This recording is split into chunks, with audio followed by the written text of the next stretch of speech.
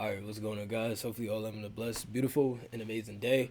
Welcome back to the series Breaking Free from the Matrix, where I just go through the Bible book by book, chapter by chapter, and breaking down the understanding of what it means, and how to apply it, and showing how like it applies to this day's ages, to show people a different perspective and just spread the gospel and spread the truth, right? So we are currently in Proverbs, and let's get straight to it. No long intro.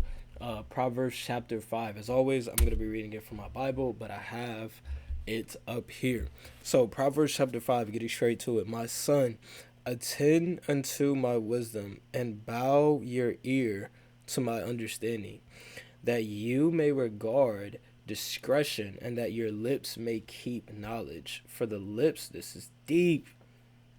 This is deep, my brothers. For the lips of a strange woman drop as in honeycomb.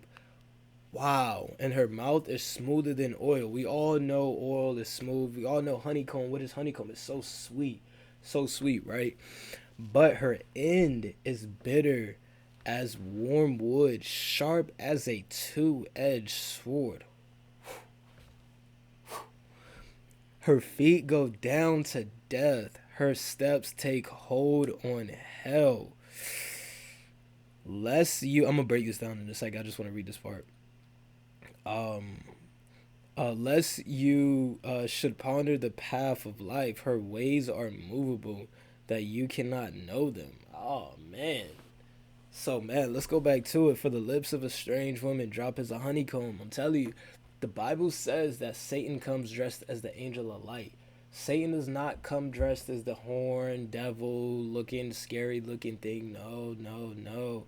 Satan comes dressed as that girl in the red dress. Satan comes dressed as the most beautiful woman, right? She comes looking nice, got the, push up bras on. She got the, the tights on, the body, the cleavage showing, the makeup on, and all. Like, she looking real good. And she, her lips of a strange woman, they drop as sweet as a honeycomb. She soothes you. She got like, she talk real good. I cook for you. I clean for you. All this type of stuff like that. I can give you a good time. I could give like, she talks to you in that type of way, and she knows what she's doing. She's trying to seduce you. She's trying to get you. Think about what Jezebel is basically what Jezebel did. Jezebel, she propped herself up, make herself look beautiful, and she stood out the window when the king came by, seducing wise. That's what. Not all women are like that. Keep this in mind. Not all women are like that. No, a lot of women are doing that, and some people, like I say all the time, some people they just doing. That's just what they were, taught. Some people like they were raised up in that type of way, so that's what they put out. So never hate or cast stones at that person. But let's just talk about those women to be aware of. So we gotta always keep it in the pants, man. Keep it in the pants. Stop thinking with your private and start thinking with your mind. Like, stop thinking with your private all the time. Immediately you see a beautiful woman, and literally she is literally telling you her plans of destruction and the X, Y, and Z, and all you thinking about, all you just looking down. All you thinking about is getting her in the bed, and you're just fantasizing. That just leads to death. Like, that leads to death. We gotta be, strong. That's why, hop on SR. Like, nobody talks about that a lot, but we all, like, as men, hop on as SR.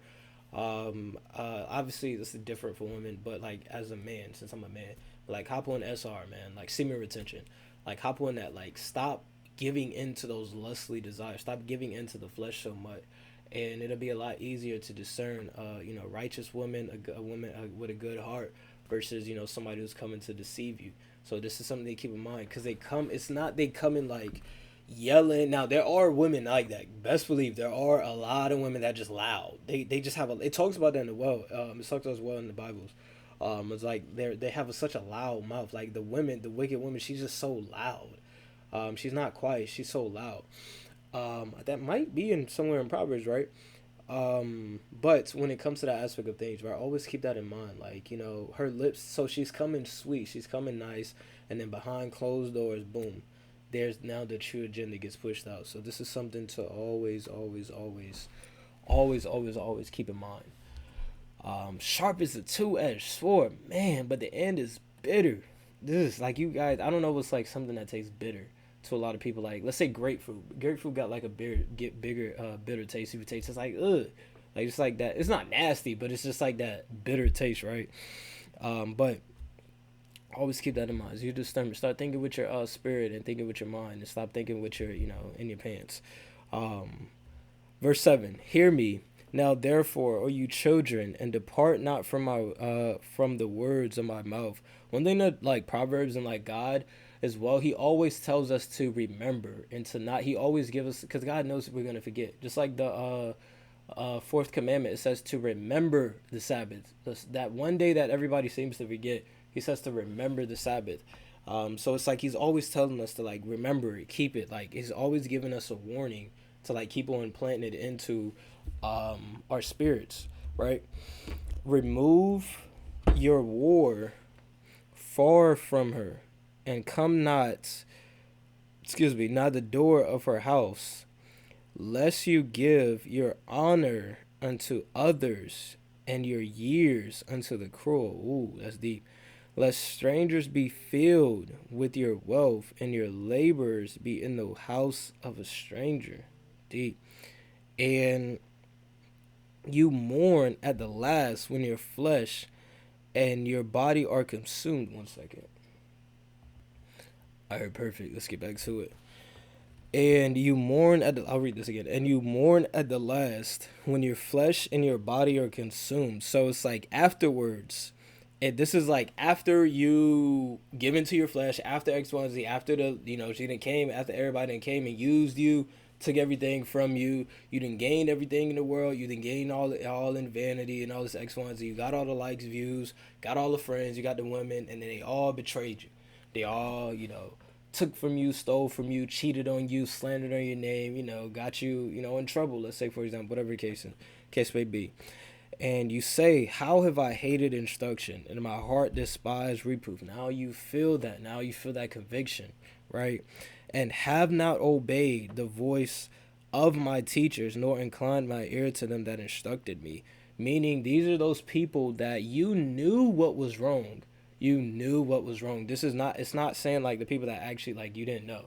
That's different. But if you know, like you know who you are, right? You knew what you were doing were wrong. You knew you shouldn't have did that. God had already gave you 1,655,000 red flags in week 1 of talking to this girl, that she was just there. She was just with you for your money, or like you're a female. He was just with you for your body, or he was just with you for your money, or he was just with you for this, or he was just with you for that pleasure that he needed. And then once he got that, he's skedaddle. He's out of there. Same thing for like a man. Like once she got your money, once she got the status, once she got X, Y, and Z, once she drained you from everything that she needed, she's out of there. So just keep in mind, like you knew God already showed you. God didn't showed you that dude was a Judas, like as a brother, right? Let's say God didn't showed you that guy that came into your life that trying to do that business proposal and X, Y, and Z. He showed you he was a Judas, and now guess what? He done did some crazy thing behind closed doors. Now the business, 90% of it is his, 10% of it is yours. You the one that started it, X, Y, and Z, or your business goes under wraps. Something bad happens with you. All this type of stuff, like this negative stuff, right? God already showed you this, but you didn't want to listen. This is what it's talking about. And have not obeyed the voice of my teachers, nor inclined my ear to them that instructed me. I was almost in all evil in the midst of the congregation and assembly. Drink waters, drink waters out of my own cistern, and running waters out of my own well. Let your fountains be dispersed abroad, and rivers of waters in the streets. Let them be only your own, and not strangers with you. This is deep.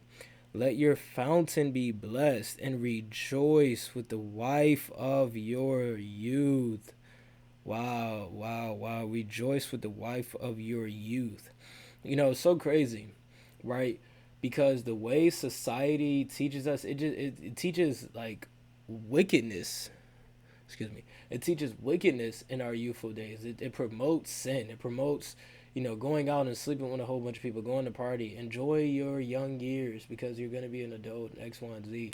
So it's like when you see people that are like, getting settled down and getting married in the 20s, ew. Keep that away from me. That's what today's age is like. Being 22, 23, and getting a wife or a husband. Ew, oh no, I gotta live my life. I gotta sleep with as many people as I possibly can before I do this. X, Y, and Z. Getting married at a young age. Actually, the way that the society teaches it, right? Getting married and having kids at a young age is despised upon. But a lot of men, but the Bible teaches things differently. Like starting your life and actually like taking real responsibilities. When you look at a lot of these kings, they were teenagers. They were 10 years, I forgot who it was that was 10 years old. But a lot of these kings, they were like 10, 12 or something like that. They became kings at a young age. Like I think Solomon was around like 20 or something like that. A lot of these people were in their young 20s, teenager age. They were young when they took on the role of being the king, when they took on the role of doing what what God has called them to do. A lot of these people had wives and stuff at a young age. But that's what the Bible tells us that these kings did. But the world teaches us something completely different, to do the exact opposite of it. Like this is a gem. This is right here is a glitch in the matrix. This is a glitch in the matrix. This gem is right here. Whenever most of the world is gravitating towards something and praising something and acknowledging something, always question it, because the Bible says in Revelation that Satan deceives the entire world. So when most people are like gravitating towards this, everybody's hyping, everybody's like praising this, always question it. Why do people always say at a young age we shouldn't get married at a young age?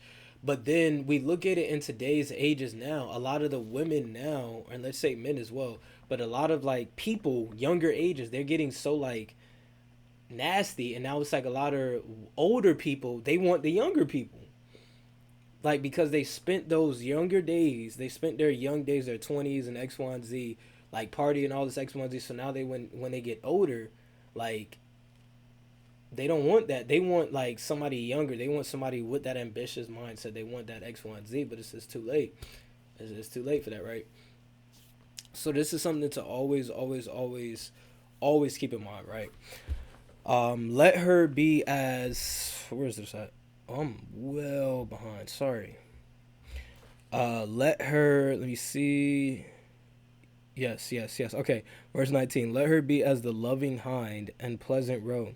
Let her breast satisfy you at all times, and be, and you, and be ravished always with her love. And why will you, my son, be ravished with a strange woman, and embrace the bosom of a stranger? Think about it. That's just being like, well, I mean, that's just like how it is. Like, I was about to say that's like weird, but that's like what people do. Like when you just meet somebody, and other type of stuff like that. For the ways of man are before the eyes of the Lord, and he ponders all his goings. His own iniquities shall take the wicked himself, and he shall beholden with the cords of his sins. He shall die without instruction. Wow. And in the greatness of his folly, he shall go astray. He shall be led to wickedness in his folly, in the greatness of his folly. So when they're like praising the wicked and all that stuff, you're being led astray by praising and rejoicing in the wicked and all that type of stuff like that. So yeah, this is actually like a pretty quick one. Like usually they're like 25, 30 minutes long, but this chapter, it was like only 23 verses. But other than that, that's pretty much it for this one. I'm going to press stop and constantly keep going. I just love this so much. So I'm going to go to chapter 6 and do that as well. Chapter 6 is a gem because I have it like in my Bible. Like as you can see, like I got a whole bunch highlighted in chapter 6. So chapter 6 is going to be good. So I will catch you all in the next video. Hopefully you all have a blessed, beautiful, and amazing day.